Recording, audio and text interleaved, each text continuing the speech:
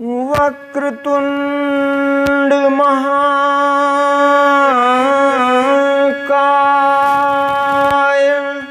सूर्यकोटि समप्रभ निर्विघ्नं कुरु मे देव सर्वकार्येषु सर्वदा। या देवी सर्वभूतेषु बुद्धिरूपेण संस्थिताय नमस्तस्यै नमस्तस्यै नमस्तस्यै नमो नमः।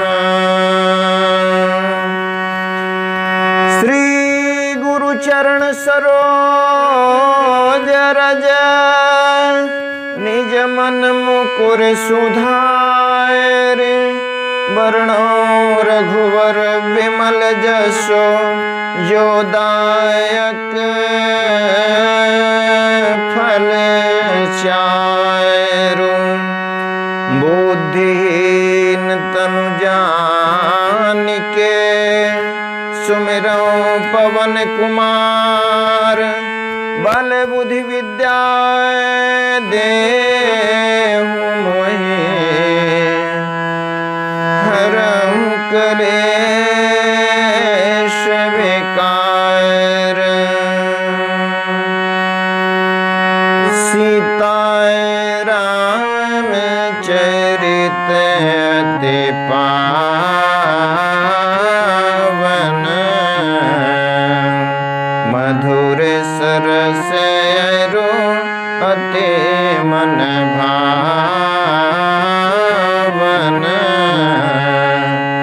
पुनि पुनि के तनहु सुने सुनाए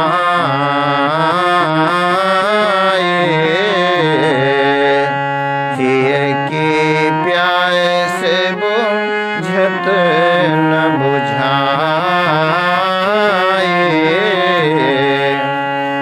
भरत प्रिय रामचंद्र के जय उमापति महादेव के जय पवन सुत हनुमान के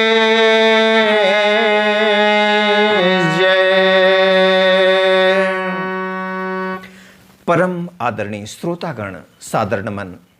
आशा करता हूँ आप स्वस्थ एवं प्रसन्न मुद्रा में होंगे।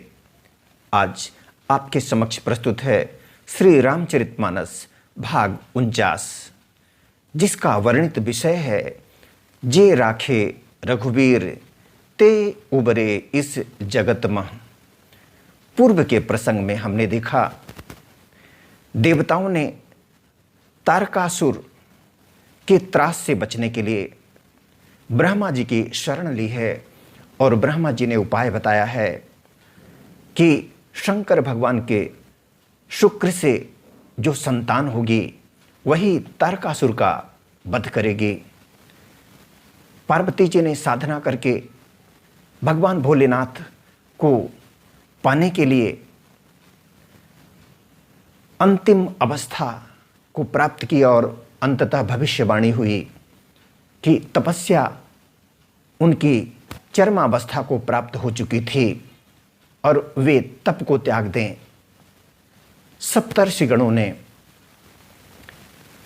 प्रेम की परीक्षा ली, भगवान भोलेनाथ ने भेजा था और जब सप्तर्षि गदगद हो गए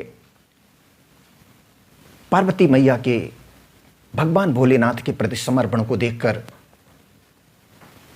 तब वे हिमवान जी से आग्रह करते हैं कि वे पार्वती जी को वापस लाएं। लेकिन इधर दुविधा और विडंबना है कि भगवान भोलेनाथ की समाधि टूट न रही है। वे समाधिस्थ हो गए हैं। अब उनकी समाधि तोड़े बिना यह वैवाहिक संबंध संभव नहीं था। इसलिए देवताओं ने कामदेव से आग्रह किया है कि वे जाकर भगवान शिव की समाधि को तोड़ने का प्रयास करें। कामदेव जी को पता है अंजाम क्या होगा इस दुस्साहस का, मृत्यु के सिवाय और क्या हो सकता है। लेकिन लोक कल्याण यदि समाहित है उनके क्रियाकलाप में, उनके कृतित्व में, तो कामदेव राजी हो गए हैं। और आइए देखते हैं किस तरह से कामदेव जी का प्रभाव हुआ है और चराचर जगत किस तरह से प्रभावित हो गया है। और फिर भगवान भोलेनाथ की जब समाधि टूटती है तो कैसा घटनाक्रम बनता है। चलते हैं प्रसंग की ओर। सबे के हृदय मदन अभिलाषा,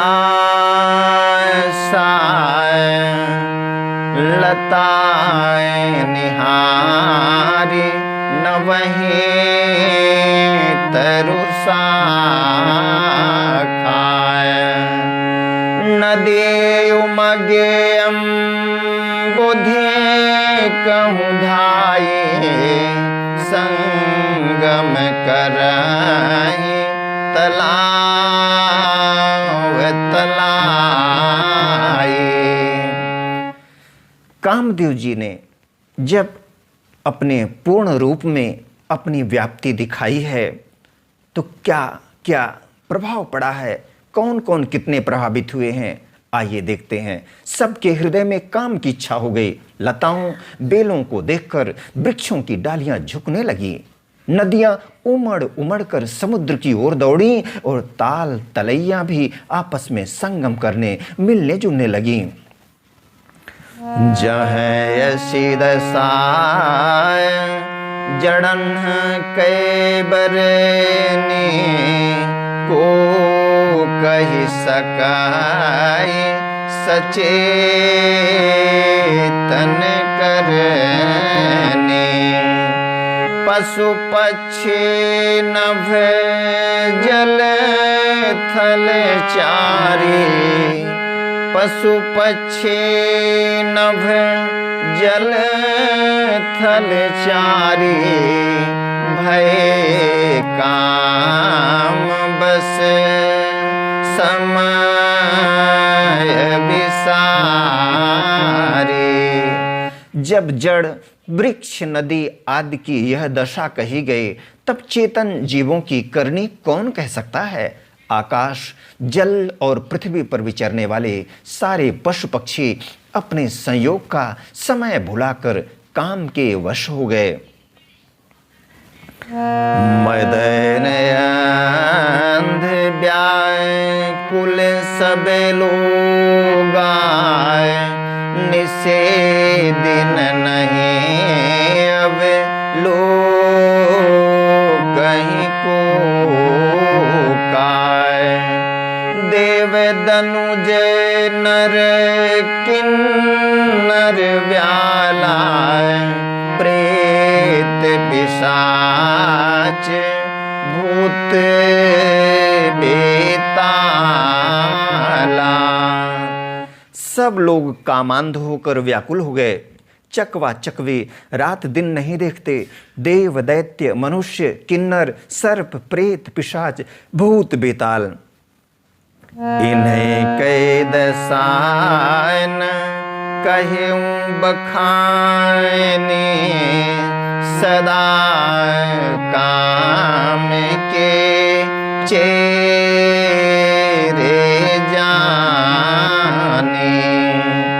सिद्ध विरक्त महामुनि जोगी, ते पिकाम बस भय वियोगी। ये तो सदा ही काम के गुलाम हैं। यह समझकर मैंने किनको देव दैत्य मनुष्य किन्नर सर्प प्रेत पिशाच भूत बेताल, ये तो सदा ही काम के गुलाम हैं, यह समझकर मैंने इनकी दशा का वर्णन नहीं किया। सिद्ध विरक्त महामुनि और महान योगी भी काम के वश होकर योग रहित या स्त्री के विरही हो गए। जब योगीश्वर और तपस्वी भी काम के वश हो गए तब पामर मनुष्यों की कौन कहे, जो समस्त चराचर जगत को ब्रह्ममय देखते थे वे अब उसे स्त्रीमय देखने लगे। स्त्रियां सारे संसार को पुरुषमय देखने लगीं और पुरुष उसे स्त्रीमय देखने लगे। 2 घड़ी तक सारे ब्रह्मांड के अंदर कामदेव का रचा हुआ यह कौतुक तमाशा कायम रहा। धरीन काहूं धीर सबके मन सिज हरे, जे राखे रघुबीर ते उबरे तेहि काल महु। किसी ने भी हृदय में धैर्य नहीं धारण किया। कामदेव ने सबके मन हर लिए। श्री रघुनाथ जी ने जिनकी रक्षा की केवल वे ही उस समय बचे रहे।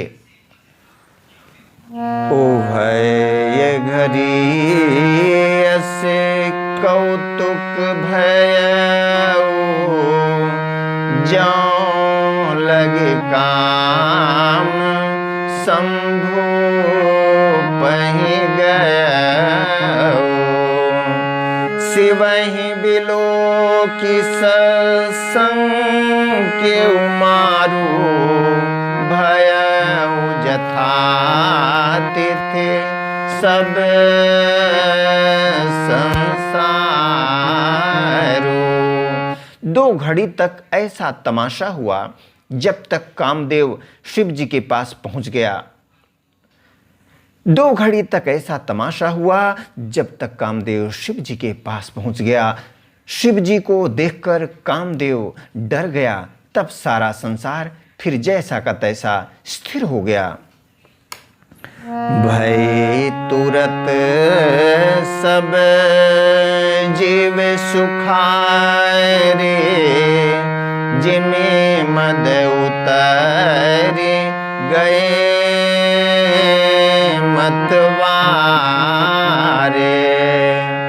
रुद्र ही देखी मदन भय माना, दुराय धरस दुर्गम भगवाना।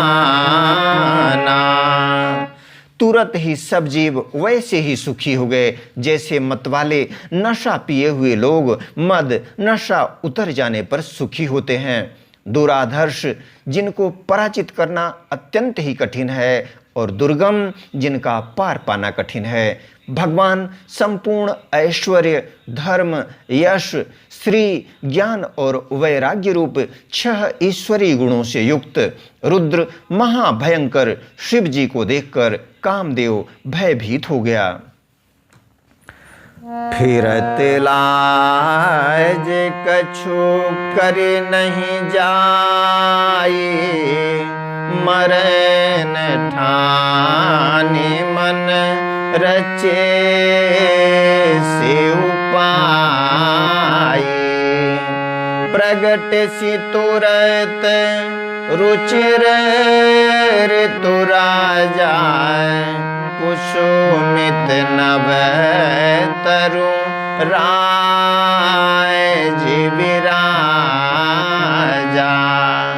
लौट जाने में लज्जा मालूम होती है और करते कुछ बनता नहीं। आखिर मन में मरने का निश्चय करके उसने उपाय रचा।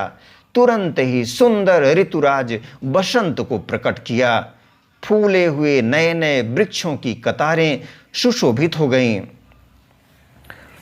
बने उपवन बाय पिकाय तड़ागा, परम सुभग सब दिशा विभागा। जहाँ तह जनु उमगत अनुरागा, देखी मुए मन मन सिज जागा। वन उपवन, बावली, तालाब और सब दिशाओं के विभाग परम सुंदर हो गए। जहाँ तहाँ मानो प्रेम उमड़ रहा है, जिसे देखकर मरे मनों में भी कामदेव जाग उठा। मरे हुए मन में भी कामदेव जागने लगा। वन की सुंदरता कही नहीं जा सकती। काम रूपी अग्नि का सच्चा मित्र शीतल मंद सुगंधित पवन चलने लगा। सरोवरों में अनेकों कमल खिल गए, जिन पर सुंदर भंवरों के समूह गुंजार करने लगे। राजहंस, कोयल और तोते रसीली बोली बोलने लगे और अप्सराएं गा गा कर नाचने लगीं।